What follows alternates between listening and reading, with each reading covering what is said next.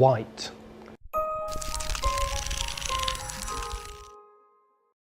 Now, the dictionary definition of the word white is colourless or transparent.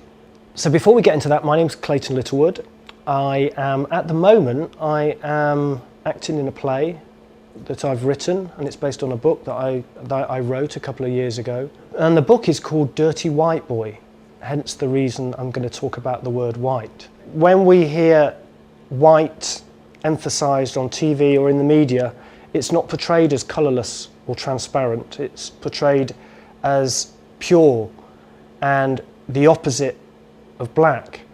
So the word white now has kind of racial overtones to it.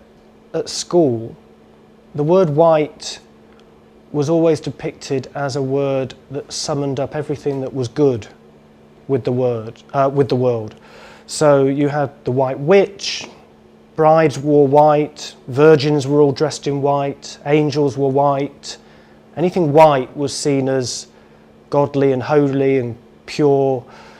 In the films that we used to watch at home, the Western films, it was the white settlers who were defeated by the bad Red Indians. And even when the books we were given to read at school, I remember one book I was given which was called Little Black Sambo, and then connotations of black sheep of the family, the black witch. So white was seen obviously as the opposite of black, but white was seen as good and black was seen as not good.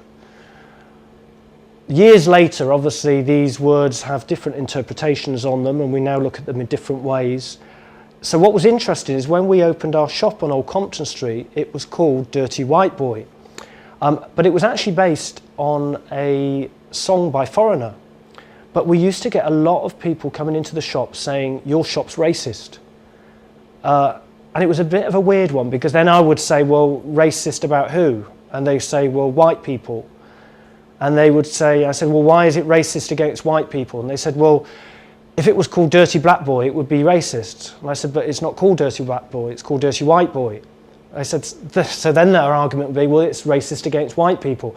So then I would say, "Well, I don't mind being called a dirty white boy, because I think it's quite nice." But anyway, so there was a lot of different arguments about this phrase we were using, this word of our shop, Dirty White Boy. So the word white has kind of followed me around for the past few years, and now we're in the Trafalgar Studios with a play called Dirty White Boy.